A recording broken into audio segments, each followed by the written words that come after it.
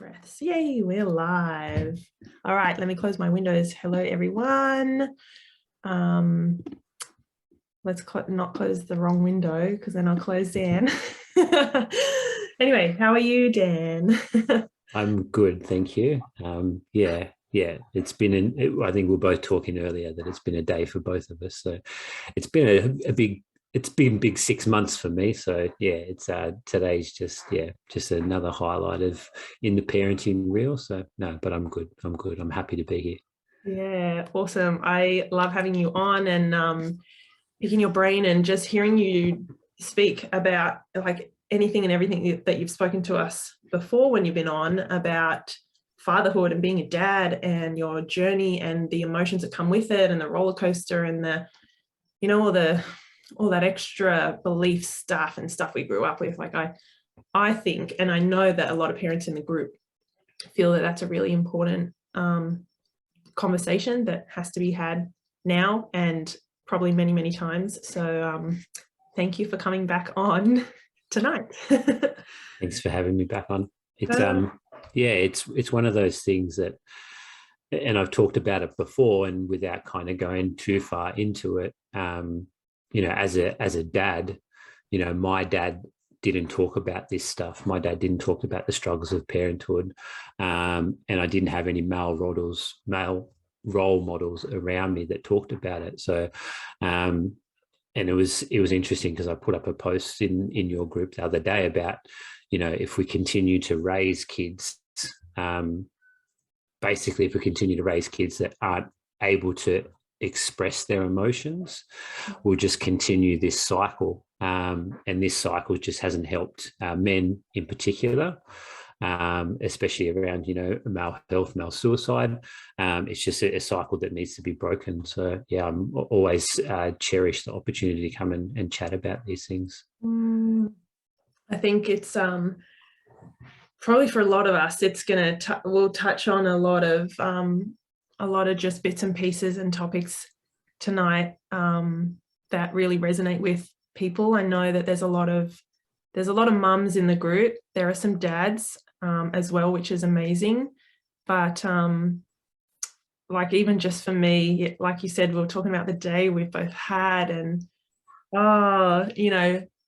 we agreed that parenting is bloody hard work. And even if you're like us and you're in the parenting space and you're speaking about parenting, I want to properly introduce you in a minute, but if you're not having those moments where you're like, what the F, like, this is hard, then you're not human. And so we we connected over that anyway. So I hope I know that what we're going to chat about tonight with men and fatherhood and dads and all that stuff, emotions, is going to hit some notes, I think, for parents. But let me introduce you, because I know we have some awesome new people here in the community. It's growing all the time. Like it just says to me, this is stuff that people are ready to talk about, and they're invested in learning how to raise kids who are resilient and emotionally intelligent, boys and girls, anyone. So yeah, let me introduce you for the people who don't know. This is Dan Franco. I'm lucky enough to call him a friend and I guess a colleague as well. He's the founder of Dad's Lifting Dads podcast, and he's on Instagram as well. I think it's at danfran.co. Correct me if I'm wrong. No, that's right. Yep. That's right. And he shares, deep, meaningful, powerful stuff that, like I said, kind of people are now wanting to open up the box about and talk about and learn about, especially in terms of dads and boys and stuff like that. So his he has his community, I guess, and the podcast and his Instagram is really a space for where dads can come together, share their experiences. He's currently a stay-at-home dad, and he says that that's by far the most difficult, rewarding, challenging role that he's ever undertaken. And he's on a mission to empower men and dads to step up and own their role and their place in the home for the betterment of their children. So I'm very excited to have you back on. Thank you. Yeah, it's funny that we've talked about my podcast, and the last, I think Axel is almost 16 months old now. So it's the last 16 months, everything has been on hiatus. And that was kind of including putting a lot of things out on social media, and kind of spreading the message about fatherhood. And one of the main reasons for that was because I wanted to embody what I talked about. I talked about being a parent for a very long time. I talked about the struggles of parenthood, and it's really difficult to balance the two. And I've got a huge respect and reverence for any stay-at-home parent, whether it be a mum or dad. I've got huge respect and reverence for single parents, because I've got the blessing that we're in a position with me and Chrissy, so my wife, that we get to do it together. I'm my main role is the stay-at-home dad, but we get to do it together. A lot of people that I speak to, a lot of people I know, don't have that. I call it a luxury. So yeah, I just kind of spent the last 15 months embodying what a stay-at-home dad is. And I still don't have the answer for anyone if they're looking for it. It's not too different to a stay-at-home mum, I'm sure. But the greatest challenge for me, and I know a lot of men will struggle with this because I've talked to them about it, was who am I without my official job title? I was, before I was a stay-at-home dad, I was managing, big box retail stores, multi-million-dollar stores. I was in charge of, upwards of, 50, 60 people, coaching, leading and developing them. And then all of a sudden I didn't have that at all. So the biggest question for me was like, who am I without that hat? Who am I without that paycheck? Because, as men, we try and protect and we try and provide, and a lot of culture, a lot of society links providing, especially in a male role, in terms of a paycheck. So all of a sudden it wasn't the fact that I wasn't, because Chrissy's out-earned me for a very long time. Chrissy's quite well equipped in her job and gets paid very well. So she's out-earned me. So it was never about her earning more money. It was about me not contributing financially. And I struggled with that for a very long time. And I think we've got to start looking at, particularly men, providing the way we provide around the household, the way we provide at home, very differently to how our fathers viewed that. Yeah. I think there's certainly been a huge change and a huge shift, even just the last few years, thanks to COVID. Dad's being home a lot more, generally speaking. Not always the case, I know, but like you said, from when our parents were raising us, and till now, like the next 30, 40 years, like that next generation, there's so much change with roles and expectations, and what's okay and what's not, and what's appropriate and what's not, and what men and women shouldn't do, all of that stuff. And I know tonight, we'll probably touch on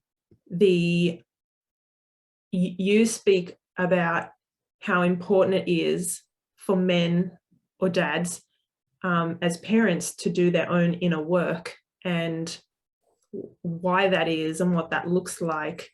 I think, was that like a foreign term maybe 20, 30 years ago, doing inner work, and especially for dads, like Yeah. I think it's in two ways. I'm thankful that it's become a lot more, the term inner work, or the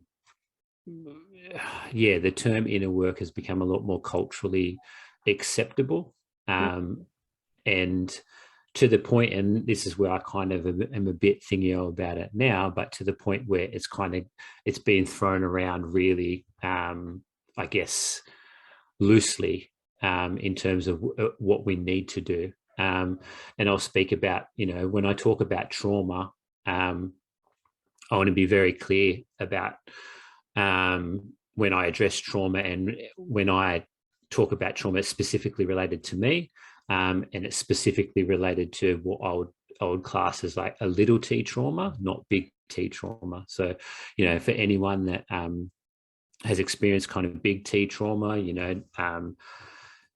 domestic violence, alcohol abuse, rape, suicide, all that kind of big stuff, whether it is now as an adult or a parent, or when they were children. I can't speak to that. That's not my area of expertise. My area of expertise is wisdom and the trauma that I've lived through. And it's as simple as, right, that I never felt seen and heard when I was a child. I was a middle child, and I just didn't get the same love reciprocated that I was after from my mum and dad. And to a lot of people, that will be like, oh, well, that was kind of the generation at the time. And I'm not pointing the finger at my mum and dad at all. They parented the best that they could parent with what they had. But it just wasn't what I needed at the time. So that now shows up in my relationship with especially my daughter Betty. So Betty's about 5.5, but for the best 5.5 years, she's held a mirror up to my flaws, my insecurities, my things that I need to work on as a parent. Because as soon as she ignores me, that takes me right back to childhood with not being seen and heard. And it triggers me to the point where I react. My trigger is reacting, and I react generally in anger and rage. And I've done so many silly things as a parent. One of the most recent ones was, she wasn't listening to me, and I grabbed a toy that she was playing with, and I threw that toy as hard as I could off our back deck. And Betty looked at me in shock. She had no idea what was going on. And as I was walking down the back, just like kicking myself, going like, what am I doing? Like, it's a 5.5-year-old girl and you've done this, like what's going on? And I think it's about, like, I've done a lot of work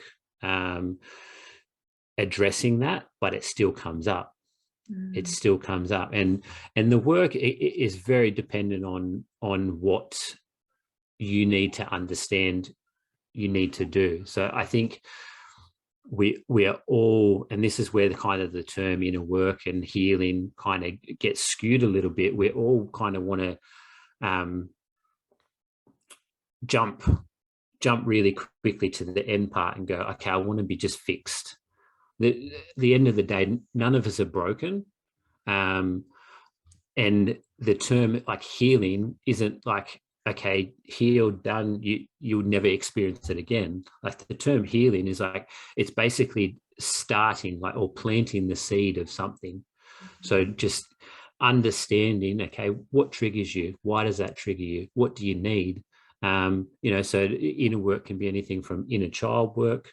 It can be anything from breath work, journaling, meditation, like just really starting it because I don't want to scare people about doing it.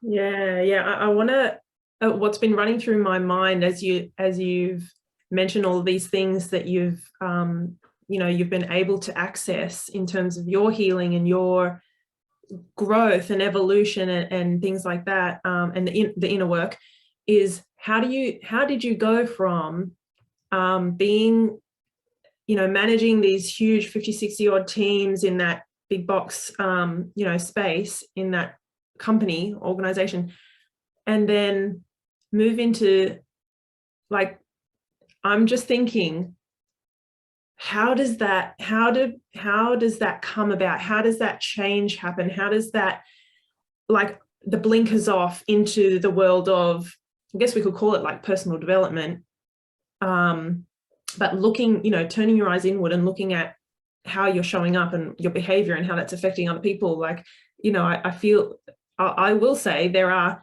beautiful parents I work with, mums and dads, and mums who say, my husband doesn't, he's not coming on the sessions. No, this isn't for him. He says, go for it, but I'm not doing that. Like, we're fine, or I'm fine, or the kids are kids, you know. It's it seems like such a black and white. Do you know what I mean? Like, I don't know what my question is, but no. And I'm going to be a very open and vulnerable here. Like, I almost lost my marriage. That's how I ended up in this space. So in 2019, and this is where the leadership and development and personal development space kind of hit me for 6. And there's a level of, I guess, toxicity to it, that I was so focused on myself in doing, like, I was, you know, managing big box retail. I was doing really well. I wanted just to go further and further and further. And I had the blinkers on to everything. Yeah. And I was doing it for the betterment of my family. But there was a point in 2019 where I was forced to look up and go, I'm so far away from where I wanted to be. Mm. So I almost lost my marriage. And it was just like, is this what you, like, I had to ask myself, is this what you wanted?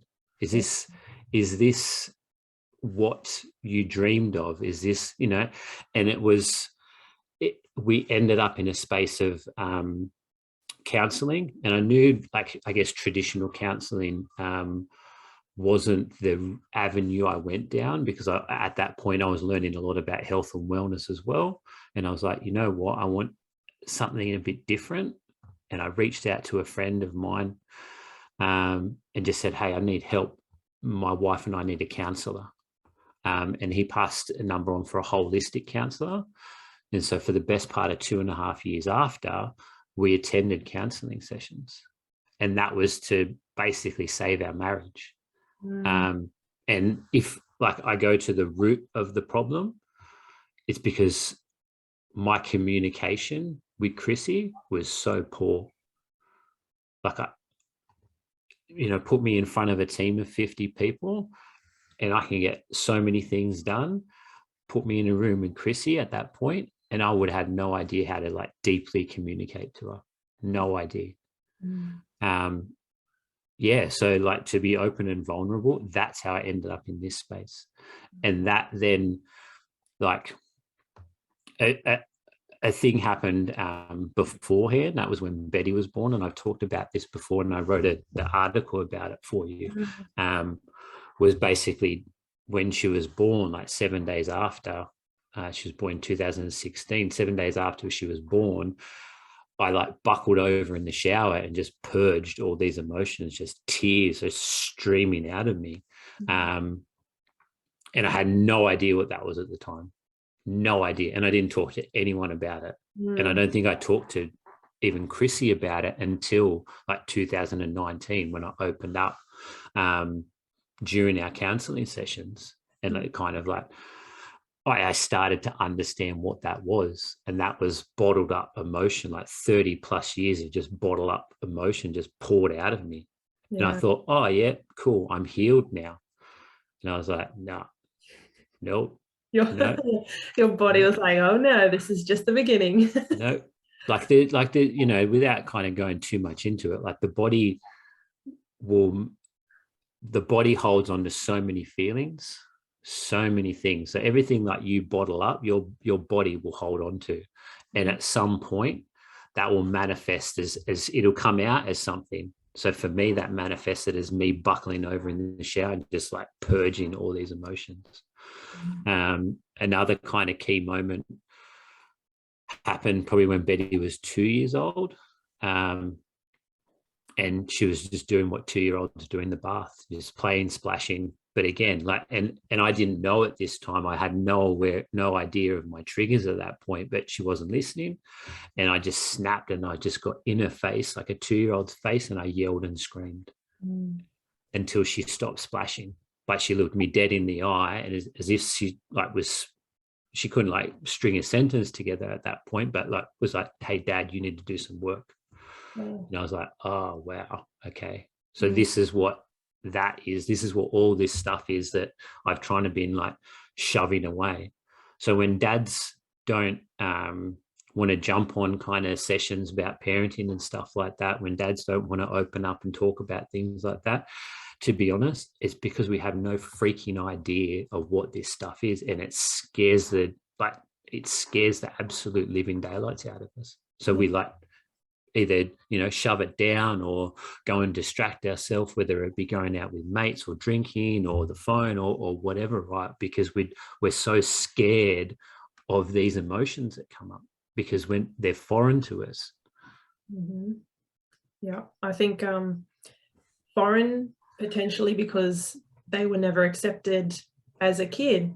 I know, you know, when we spoke about planning what we would speak about, we talked about the concept of, you know, the emotions of anger and rage in men or in boys. You know, I want to get your perspective on that. Is it even for my husband, he's Portuguese, so he's culturally and in the blood, like there's a lot of beliefs and paradigms around, well, because I'm a man, then it's okay to be angry and have rage, but not okay to be sad or confused or disappointed or upset, or, you know, cultures, men, stuff like that. And I want you to speak to, I guess, those big, really strong, intense emotions, anger and rage and things like that from men, and just hear your sort of perspective on it. Yeah. It's a good one, and I look to a lot of different people for not so much the answer, but to understand it for me. And I think Jordan Peterson talks about this really well, and I'll kind of like steal a little bit of what he kind of addresses. But like, would we rather a man that was able to display anger and rage but to control it, or would we rather a man that didn't show any emotions and was numb and limp and lifeless? And I think, you know, I think we all know the answer to that, right? We want someone that is able to display emotion, whether it be anger and rage, but be able to control that. And he talks about basically the meek shall inherit the earth. When they talk about that, it's about, you know, meek being this, like, I guess, a powerful person, but they're able to sheath the sword. So this sword's, you know, what we would consider dangerous, but someone that can control that. So when to take it out and when to put it away. And I think we've got to get past the concept that anger and rage are bad emotions. Yeah. There's no bad emotion. There's bad reactions to emotions, or there's negative reactions to emotions, but there's no bad emotion. And anger and rage are just another, like anger and rage directed like properly can lead to beautiful things. Like anger and rage can get like so many things done. Like anger and rage can put you in a level of productivity that is like beyond anything else, but you need to direct rage. So I think, you know, especially like you talk about your husband and culturally, like we need to be able to accept loudness or anger or rage and just go, okay, that's an emotion. And even in our kids and especially our boys, okay, that's an emotion, but what are we going to do with it? Where are we going to harness that like energy? Because it's at the end of the day, it's energy. Like, and what are we going to do with the energy? Do you want them to bottle it up and shove it down and like see it in 30 plus years when it comes out, like, you know, in and let's be like honest about it, right? Like male suicide, just ridiculously high. Domestic violence in relationships, ridiculously high. Like, why do we think this stuff is? Yeah. Like that anger and rage gets directed in terrible ways. Yeah, I'm 100% with you there. And I think, like, because we're on the subject of boys, because I've spoken a bit recently about with my daughter seeing moments of pure rage on her little 5-year-old face and me being shocked because I never would have had that level of I never would have, I think, released that level of emotion. So it's foreign to me, and it feels like I have to, I recognize that I'm like, this feels like she should not be that angry.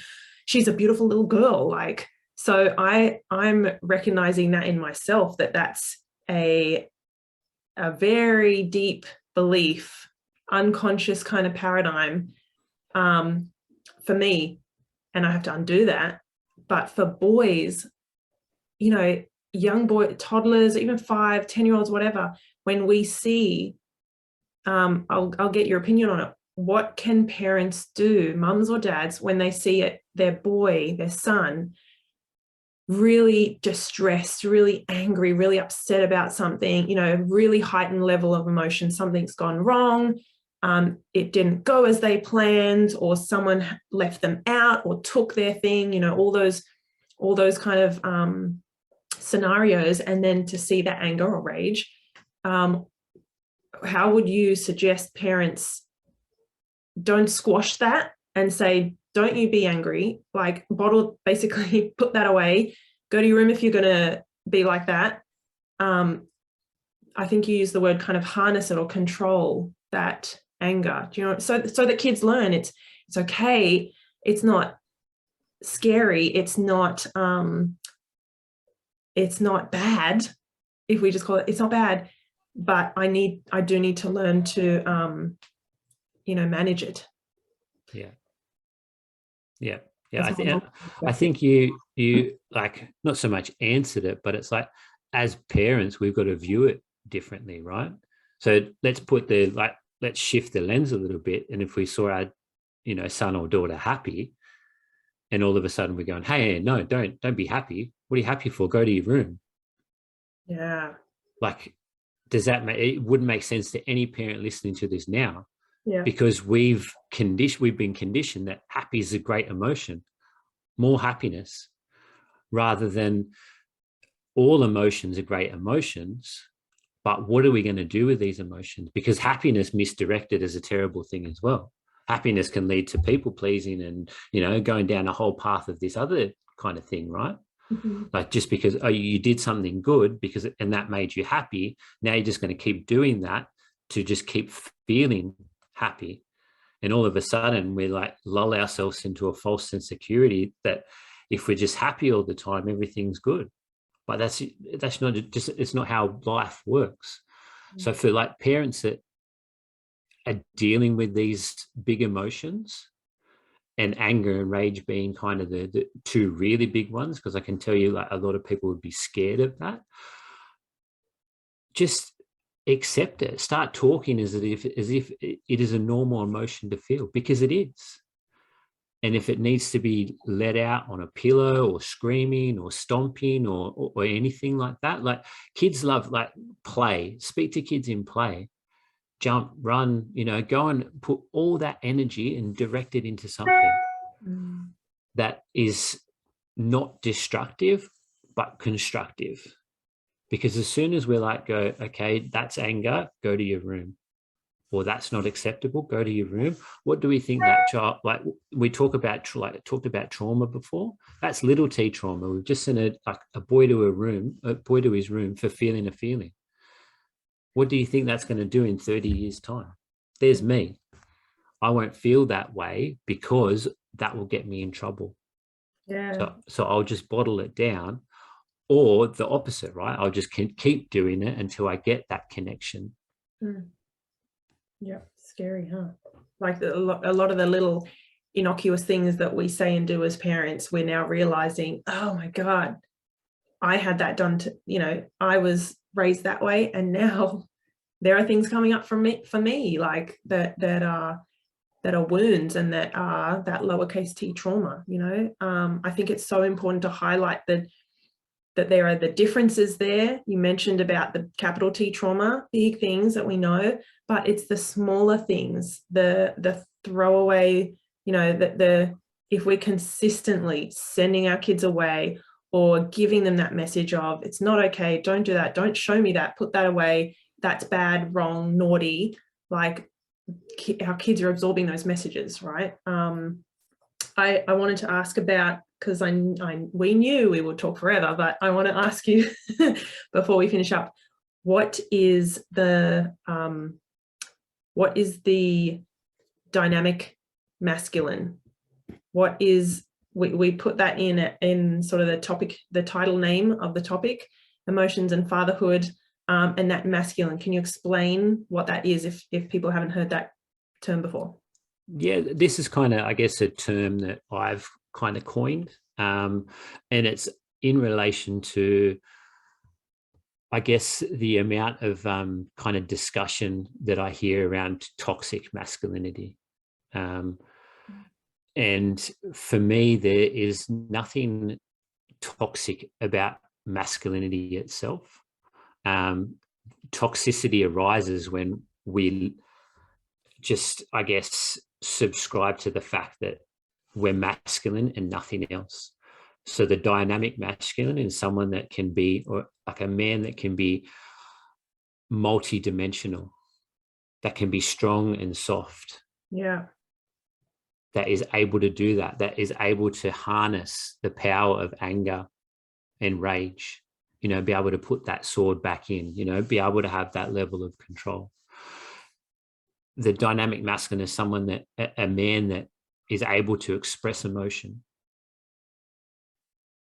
and own that expressing of emotion, you know, whether it be, you know, perceived as negative or positive. And I think, you know, there's so much discussion that I hear around masculinity being toxic, and that's the problem. Oh, it's toxic masculinity. That's why, you know, men are the way they are. It's because they're displaying all these toxic traits of masculinity, and it's not. It's because we've tried to put, and this happened to me, right? Like, I was so scared to step into my masculine because of what other people would think of me, because they would think that, oh, now I'm this kind of big macho kind of alpha male. Yeah. And I think there's so many men out there that display all these beautiful things as a man, that because society is now saying masculinity is toxic, are so scared of stepping into that. And I think that's where the dynamic man, the dynamic masculine needs to rise. You know, the dynamic masculine needs to show up. Yeah. And be, you know, and not only show up for himself, but show up for his family, for his wife, for his kids, and just, and own that energy, and show our boys and show our girls that energy is okay. Masculine energy is okay, and it's needed just as much as feminine energy. Yeah. 100%. I think you explain it so beautifully, having that dynamic, that flow between the masculine and the feminine, and elements of both in both the mum and the dad, you know. I think we're moving into such a new realm and such a new level of collective consciousness, where everyone now, I don't think it's just the circles that we're in and the groups we're in and the communities and stuff.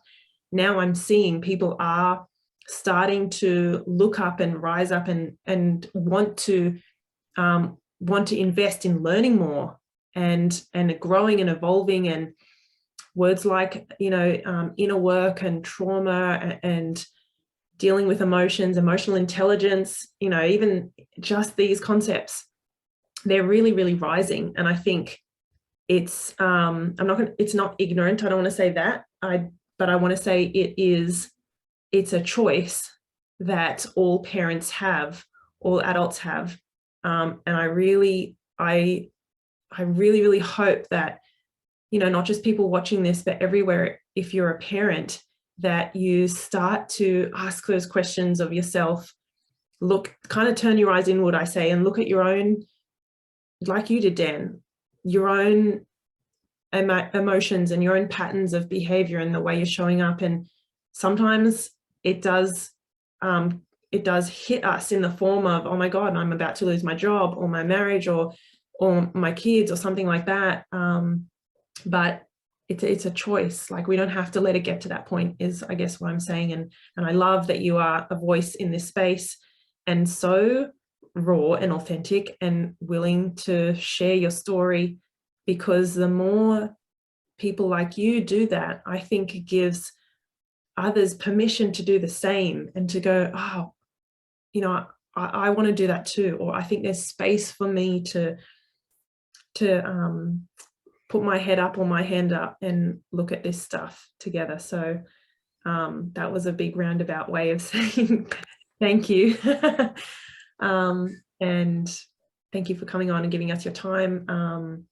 Do you want to leave us with any like the parents, you know, watching along, with any last comments or reflections or anything like that? Or I know you also how people want to get in touch with you as well. Can't get my words out tonight. No, that's okay. I just wanted to, I guess, piggyback off what you were saying, because I think we've got to stop putting other people on a pedestal, especially when it comes to parenthood. And I think, you know, like we talked about it like before we got on, and then a little bit when we got on, about like, you know, I'm the poster child for imperfect parenting. Like and like I'm not saying that everyone needs to do what I do and, you know, spread awareness around that and things like that. But I hope at some level that I can be, I guess, a beacon of light for other parents, and going, well, parenting is a struggle. It's okay that it's a struggle, but what are we going to do about it? Like the greatest thing that, like one of the greatest things I've heard is like, when we know better, we do better. Yeah. But if we're unconscious to all of that, I think it's very difficult. If we've been conditioned for years and years and in a cycle that needs to be broken, it takes a lot of effort to break that cycle and that conditioning. But anyone that steps foot into it, you know, understand that it's difficult. Understand that it's not shortcut to healing. It's not just, okay, tick, tick, tick. Now I'm now healed. Everything's going to be perfect. Because I guarantee something else will come up. And I talk about this with men a lot. It's a hero's journey. And just, you know, picture any kind of video game when you were growing up and things like that. There's levels to everything. So you pass one level, you beat the boss at the end. Yeah. You now level up. You've got, you know, a new arsenal, new skills. You've got, you know, new kind of things in your tool belt. But now you're on level 2. And then you just keep going and you keep cycling through that journey. And I think, you know, we've just got to normalize these conversations. We've got to normalize that parenting is difficult. We've got to normalize that emotions are a good thing and needed. And yeah, the more, and I don't care what, like, anybody, how people refer to anything, right? Inner work, trauma, like terminology and stuff, neither here nor there. But it's about, you know, are you going to do something about it? If you're not happy, are you going to do something about it? If you're sitting there and are upset at your children every single day, and that's making you sick to your stomach, when are you going to do something about it? Yeah. That's a big question. I like that you brought that up, because I think we've got to, if we aren't pushed to find that question ourselves, then it's up to us to say, when are we going to do something about, you know, not enjoying being a parent, or not knowing how to talk to your kids, them not wanting to talk to you, you being shouting all the time, raising your voice, that stuff. Like they're clear signs, you know, and the help is out there. Dan is here, I'm here, there's a bunch of other experts and educators and coaches and things like that. So I want to invite anyone watching to get in touch with him. You'll be able to see when I hop off, I'm going to tag Dan in the video, so in the live, so you guys can just click on his name and find him on Facebook, or go over to Instagram, and I will link his Instagram handle here as well. There's a couple of really beautiful comments that I might read out really quickly. Kerry has said that people pleasing does make me happy, but misguided happiness can be detrimental. Yes. I think some of these are resonating with probably a lot of parents, even though it's come from one. And Lauren has said, great conversation, guys. Thanks for such honesty, Dan. It's always so wonderful to hear from other parents on similar journeys, that we are all just humans doing the best we can with what we've got. Yeah, so doing the work. It's hard, but it's so worth it. It's so needed. And very last thing that popped into my mind, I'm just going to throw it out there, Dan. Let's throw forward in maybe 20 years' time. What would you like to see with, you know, our kids now being potentially parents, and what the world will look like on this collective scale? What's your kind of hope for like 20 years down the track, if we can get to a space that you would love to see? What would that look like? I'm just curious.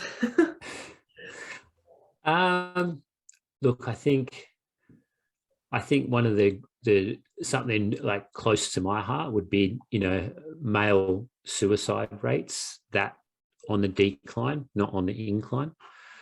And similarly in domestic violence as well.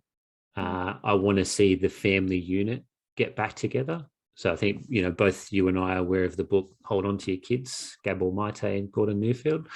And they talk about that we're basically outsourcing our parenting now to our friends' peers, and how detrimental that has been for our kids. Yeah. So, you know, I want that family nucleus back together, and, you know, however that looks, right, whether it be a mum and a dad, whether it be single mum, single dad, whether it be two dads, two mums, whatever it looks like, but the parents owning parenthood and not outsourcing it.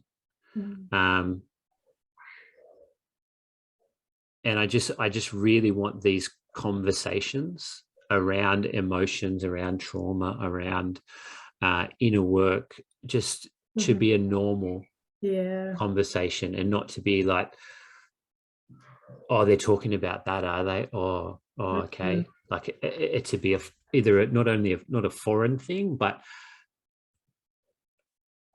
you must be doing something wrong if you're talking about it. Yeah. It's like a taboo subject. I think, yeah, normalizing it, bringing it into day-to-day conversation, bringing it into schools. I would love to see. I know it's starting its way in, but that would be, I mean, even a whole reform of schools, but we won't go in there. But just to see it at that level, where concepts like and work like trauma, and healing wounds and inner work and emotional intelligence, energetic intelligence, spiritual intelligence. Like, I just think we're now scratching the surface, and 20 years time, whoa, what a powerful culture and human race we would have if we continue to have these conversations, and we brought into our home, and we change the way we are with our boys and our girls. That's just, I think about what that's going to look like, and we're here trying to shout the message. So thank you. Thank you for your brain. No, I think, one of the, like, you just kind of made me think just then was like, I just don't want to be so open-minded that our brains fall out. So I think I want people to remember that as well, that, you know, I just don't want this to be just a whole series of buzzwords. I want there to be deep meaning behind it, because for change to happen, it needs to have deep meaning behind it. So I don't want it to be pushed into some woke culture that, you know, we just start to lose ourselves, because I want that depth and that integrity still kept, because that's where the power is. Oh, wow. I have so enjoyed talking to you again. I knew I would. I'm really, really grateful for having you on and having you share your message and your story and just your own journey. I think that connects with people, and these are the deep conversations we need to have, as well as the here's some practical strategies and stuff. So anyway, I thank you for opening your heart and sharing it with us. And we're definitely, is this the second or the third time? I can't remember that we've chatted on third now. the group. Yeah. So we're gonna have to make it a regular thing. I think, if you guys, there's some awesome hearts and love. Thank you guys for that. Please put down, if you're watching now on the Facebook Live, put down if you want to see more of Dan, if we should do more conversations, what you want to hear from him, what advice or suggestions or what insights, that you want to hear from his perspective. And same if you're watching later on YouTube, because this is going to go up there. So put your comments there, guys. We want to bring to you what you're wanting to hear. And yeah, so thank you again, Dan, and I'll see you very soon. Thank you. Thanks. All right, take care, guys.